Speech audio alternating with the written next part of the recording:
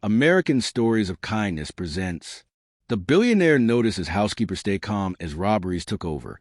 Her next move shocked the world. A gunshot split the air. Bang! The chandelier shook, shards of dust raining down. Screams exploded through the hall. Children cried. Men in suits scrambled to the floor, hands over their heads. Down! Everyone down! One of the masked robbers roared, waving his pistol. His voice was guttural, sharp. On your knees, hands up. Another barked, aiming directly at Mr. Adrian Blackwood. The billionaire in the white suit, his face drained of color as he raised trembling hands.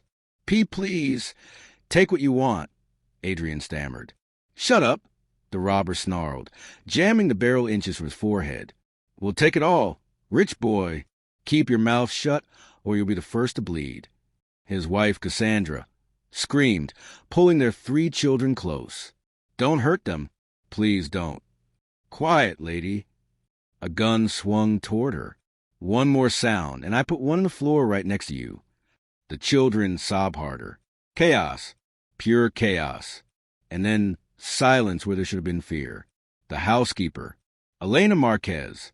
She stepped forward slowly, hands raised, eyes locked on the men with guns. No quivering, no tears, just calm. You on the floor now, snarled Victor Hale, the second robber, a broad man with scar under his eye. She shook her head once. The children are behind me. You don't want them screaming louder. What did you say? His finger twitched on the trigger. You heard me. Her voice was calm, almost too calm. Point your gun lower. You scare them more than you scare me. Victor flinched. His mask hid hesitation. Move her, the leader barked. That was Damian Cross, the cold-eyed man in charge, pacing like a wolf with his pistol raised. She's in the way.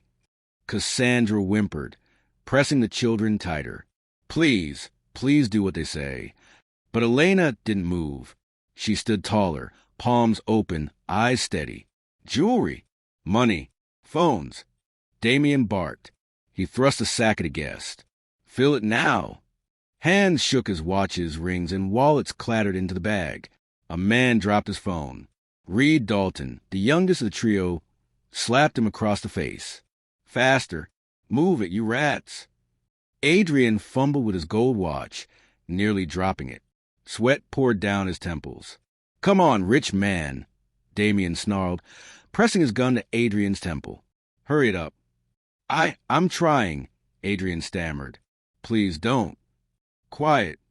The robbers barked at every breath, every movement, their voices ricocheting like whips across the room. But Elena's voice cut through, low and sharp. You shout because you're afraid. Every head snapped toward her. Damian stormed forward, gun raised. What did you just say? You're afraid, she repeated evenly. Your finger jerks every time you scream. Afraid men make mistakes. Mistakes get people killed. The gun pressed against her forehead. Say that again. Damian hissed.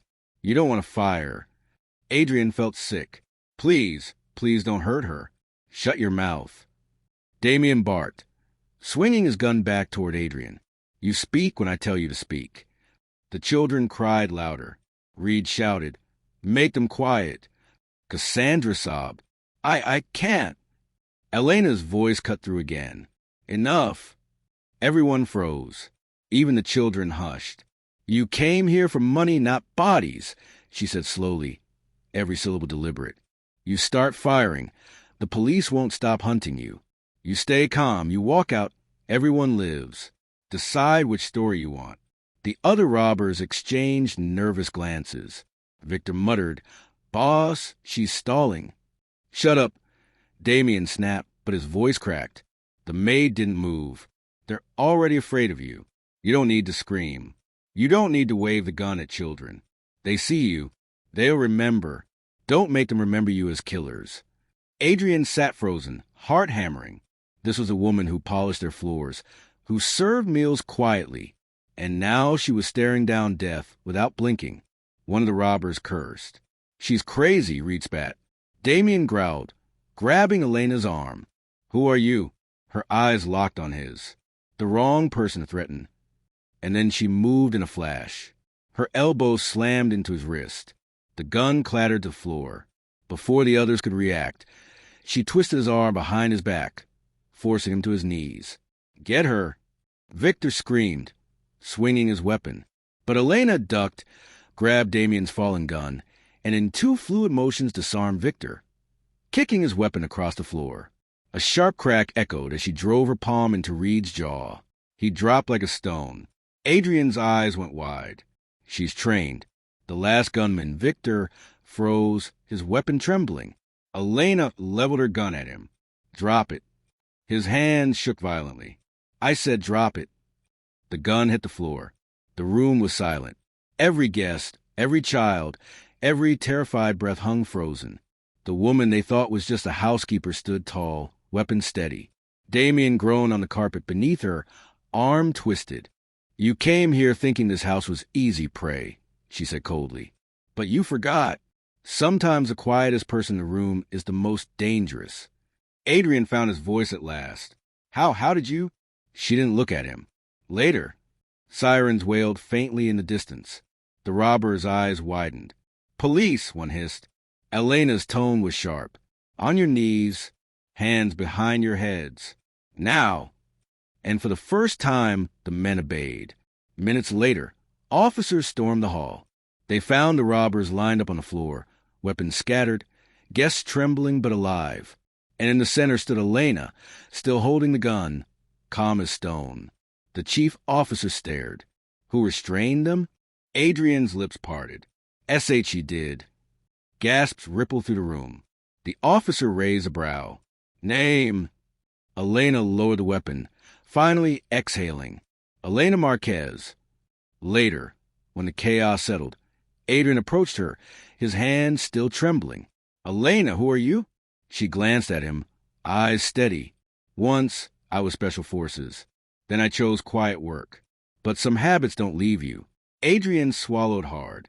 You saved us. You saved my children." His voice cracked. "I'll never forget this." Elena shook her head. "Don't thank me. Just remember, courage doesn't come from money. It comes from refusing to let fear win." The children ran to her, clinging to her apron.